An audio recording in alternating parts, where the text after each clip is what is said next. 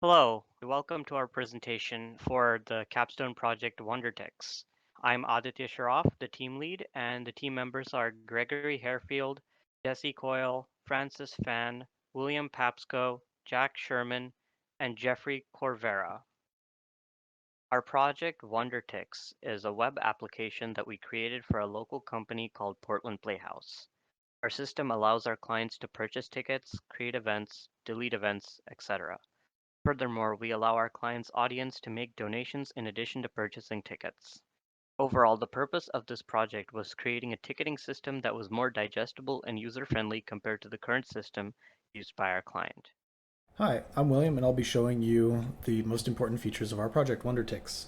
So first of all, I'd like to show you the customer side part of the application.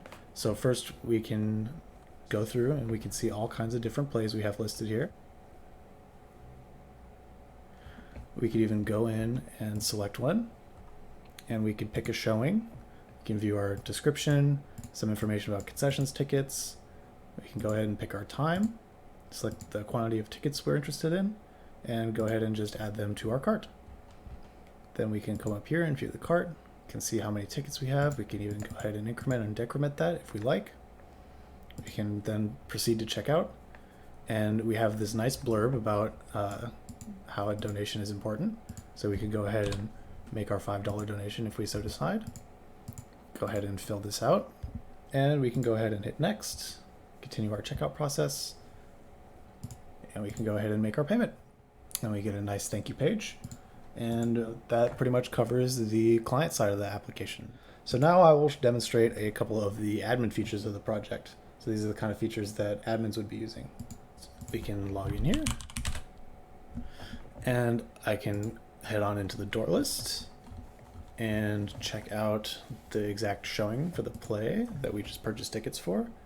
And if we go all the way to the end, we can see that I am right here, right listed in the door lists. So we can go ahead and check me off. If we show up, we can see that I have 2 tickets. And you can give this to somebody standing at the front of the door and they can just check people off, and it automatically updates based on who has purchased tickets. So let's say, for example, we wanted to create a new event. We can go ahead and just do that. We can maybe call it Hamilton. And we can go ahead and save our new event. And if we come in here to the events page, we can even see it shows up right here. And say, for example, we think our description is a bit lacking, so we can come in here and manage events, click on edit, and maybe just change that. Go ahead and save changes. And if we come back here, you can see our change has been made. And if we decide that we no longer want to be showing Hamilton, we can come in here and manage our events and just go ahead and hit delete. And yes, we want to delete that. And again, if we come back here, you can see it's now gone. Okay, let's look at a couple of the other admin features here. We can even come in here and do various things with accounts as well. So we can say, for example, come in here and manage our accounts. Let's say we wanted to create an account for somebody who just only wants to look at the door list, and we don't want them to be able to come in here and mess with a whole bunch of stuff. So we could just call it door list, and we can maybe say password is the password. We can create that user. As you can see, we could delete this user if we so pleased, but we can't delete this one. This is our super admin account, and this is the only account that has access to this manage accounts page, and so we are not able to delete it. If we want to, though, we could even come in here and change this door list account. So we can say door list if we wanted to. We could change the name. We could change the password to be something a little bit better, like wow password, if we decided. And then we can go ahead and just log in there. First we'll just log out, and we'll log in, and that all works. And as you can see, this manage accounts button is logged out, or is disabled, so we can't go in here and do anything with that. So our door list guy can just come in here and he can view the door list of whatever play he needs to do. He can check off all the things he needs to check off, and he's not able to delete any accounts or anything like that. And if they so please, they can come in here. They can even change their own account, so their own password. We'll just go ahead and do that, and then we'll log in. And again, it changes the password correctly. So that about does it for the main features of our program here. I hope that is a good demonstration and demonstrates all the features we've worked very hard for. Thanks. In this section, I'll provide a quick overview of our application, identifying our intended target audience, our use cases, and our main user-facing features. Wonder Tix is a web-hosted application that makes it easier for organizations to sell tickets for their events and receive donations from their supporters. It allows administrators to manage a list of active events, and it makes configured events discoverable by users via an upcoming events page, where customers can learn more about each event and proceed to purchase tickets and make donations if desired. Our app also supports organizations at event time, providing a list of ticket holders and providing a way to check in event goers as they arrive. While Wonder Tix was designed and created for Portland Playhouse, a nonprofit theater organization, it was intended to be general enough to support any small organization or individual looking to sell tickets to events online and maintain relationships with their customers. For our target audience, we've assumed that, like Portland Playhouse, donations are an important revenue stream. We've also assumed that they already have an online presence that Wonder Tix can be integrated with. This can be done with a simple button that links to an organization's event page, or with a link to our donation page, which can be used in email communications. The intended use case is general, and is to display events and lead customers through the checkout process to purchase tickets. The other use case is to collect user-provided information and export it to be used for future customer relationship management initiatives. The main user-facing features of Wonder Tix are creating events and managing them, the ticket purchase workflow, and the door list. Before a ticket can be sold, a new event needs to be configured. This can be done by users with an admin login through the admin panel. On the Create New Event page, users can set basic event information, such as the event title, the description, and an image they'd like to display on the event page. Lower in the page, users can configure showtimes for an event, and each showtime can be configured to a specific date and time, seating capacity, and ticket type. The ticket type dictates what type of admission it is. By default, it's general admission, the ticket price, and the price of optional concessions tickets. Once events are created, admin users are also able to manage them. From the Manage Events page, you get a table that brings users to an event editing page where they can change the basic information they set previously or archive an event. And when an administrator chooses to archive an event, they no longer wish to sell tickets for this. While doing so hides the event from users on the event page, all event and ticketing information is kept intact in the database. On the customer-facing side, we have the Events page. This is where all active events are displayed to users. Customers can get an overview of all available events and have the option to learn more about each one. Customers can also return to this page at any point during the checkout process. After they click on an event, they can get more information about it. On the right, we have a calendar widget to show when all available showings of the play are. Users can select a date and time, select the quantity of tickets they wish to purchase, and add concessions to their purchase. The button at the bottom adds the tickets to the user's cart. Once things are in a user's cart, they can go into the cart page and manage their order before proceeding to checkout. This is where they can also view the subtotal. During checkout, users are given an option to provide a donation, and they're also able to provide contact information, and that's important to the organizations for maintaining future relationships with their customers. Once the order is finalized, the transaction can be done through Stripe. At event time, users within the organization are able to view a list of ticket holders. We provide a table view that provides information on customers, such as whether they've made a donation and the number of tickets they've purchased. As guests arrive, users can check them in. Check-in data is stored in the database, and it can be used for future reporting. So now let's talk about any additional features that we either didn't get around to implementing due to time constraints or some features that we think would be good additions to the existing applications. The first feature is related to canceling an event. Right now, when we cancel an event on the front end, it doesn't actually get deleted from the database. Instead, a flag is set to false. This indicates that this event is no longer active and nobody should be able to buy tickets to this event. However, we do not have a way to effectively refund the tickets that have already been sold. This is an issue because we cannot just sell tickets to an event, cancel said event, and then keep the money. We have to return the money back to the customer. This can be done manually in Stripe, but that's the thing, it's a manual process. Stripe requires a transaction number in order to issue refunds, and while we do store these transaction numbers in the database, there's currently no way to view this information in the front end. The end goal for this is to have a report that lists out all the tickets to the canceled events, as well as the customer's name, contact information in case Portland Playhouse wants to send them a notification that the event is canceled, and the Stripe confirmation number. Ideally, we would also have a way to refund all the tickets on this report with a button press. The next feature is more of a future feature, and that is the ability to create different types of tickets that can be sold. Portland Playhouse has various types of shows and charge different prices for the tickets based on the event. For example, there are pre-shows, which are essentially practice runs for the actual event, and tickets to these are generally cheaper than a regular ticket. There are also flash tickets, which are sold in the last 10 minutes before the show starts, which have significantly lower prices than the regular tickets.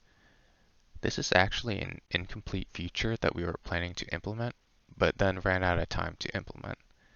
We have the framework on the back end that allows us to view a list of tickets that can be sold and an endpoint that associates a ticket type to an event.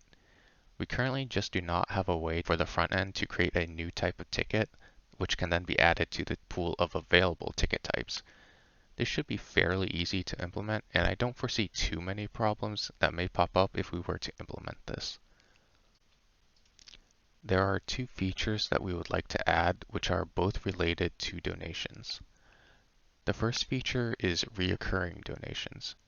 Portland Playhouse has various donors who make donations on a regular basis. This can be a weekly donation, a monthly donation, or even a yearly donation.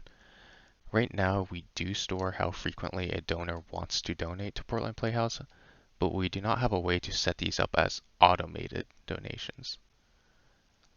This is most likely due to our limited knowledge of Stripe and its capabilities. Given a bit of time and research, we can most likely implement this feature in the future. The second feature for the future is donor tracking. This is a nice feature because Portland Playhouse may want to see who is donating, how much they are donating, and how frequently they are donating in order to thank the donors or give out benefits accordingly. This feature was discussed in the early stages of the application, and the database code was made in order to get the data for it, but it was eventually set aside as there were more pressing features that needed to be implemented. Hi, my name's Jack Sherman, and today I'm going to be talking about what we use to accomplish our goals on a technical level by explaining our architecture and some of the tools that we used, as well as walking through an example process. So we decided on using a Pern stack for this project's architecture. Pern is basically just using Postgres for our database, Express for our backend, React for our front end, and Node.js as a runtime environment. So here are the tools that we used in the entire project. For front end, we used Material UI, TypeScript as our main programming language, React.js, and Redux. For backend, we used TypeScript as well, along with Node as a runtime environment, Express as a backend framework, Passport for authentication, Stripe for payment processing, and bcrypt for hashing. Now I'm going to be walking through an example process to show how something like our checkout would work. So first things first, the process starts with the front-end client where the customers will start adding items to their cart. Once they're ready to check out, they'll go to the Checkout tab and fill out a form with some of their information like their name, address, phone number, basically just general contact information and things like seating accommodations that need to be declared. Once they click the Submit button, the information is sent to our backend where the customer is added to the customer table in our Postgres database. If a customer already exists in the database, their information is just updated with whatever they most recently submitted. The cart items are also processed into a different format that we can send to Stripe later on. Think of this format as like a bill that a restaurant might give you, where you have all the charges listed out and the total amount that the customers will need to pay. Once the data is formatted, this sort of bill that I mentioned gets sent to Stripe.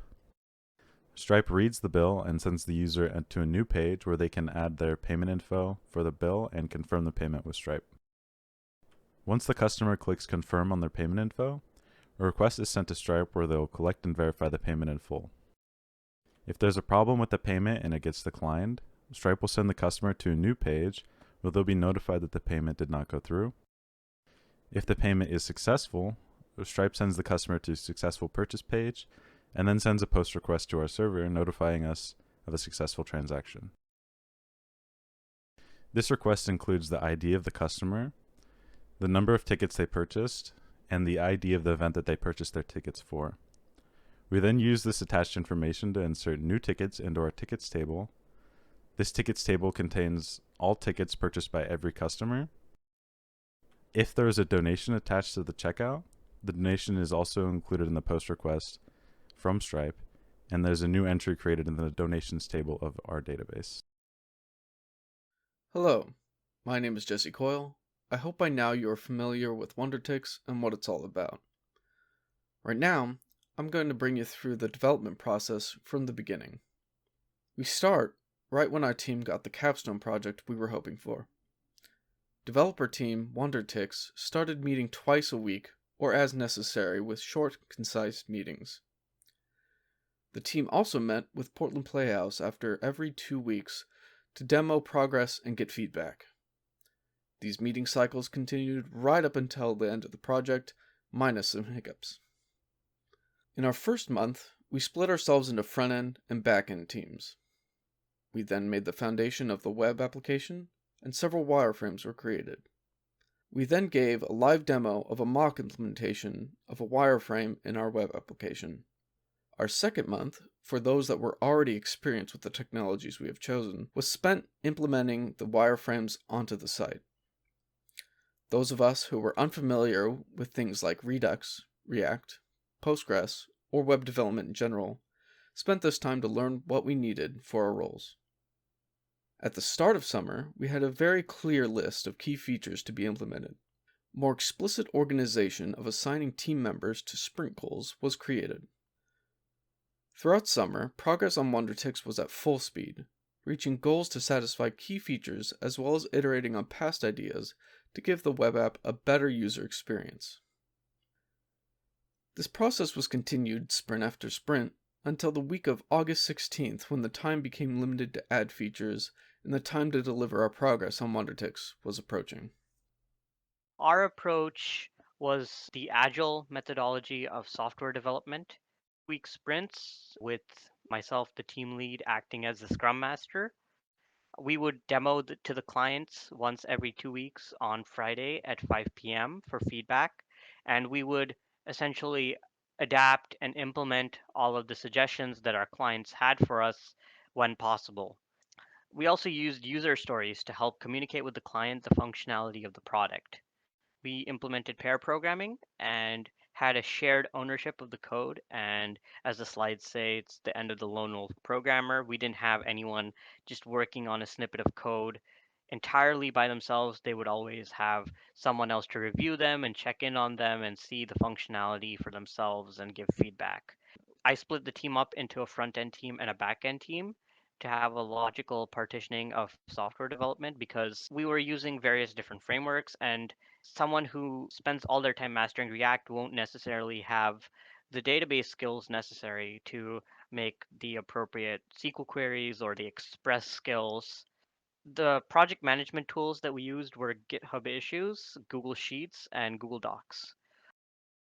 As the team lead, I worked on coordinating the team members, assigning roles and responsibilities. Also, I did a little bit of create events, delete events page, basically working on the front end team. Geoffrey also worked on the front end team, and he was responsible for front end aspects of the web page, such as designing of the UI, the shopping cart, etc. Greg was also responsible for helping out with the design of the create events page and adding various different UIs to it.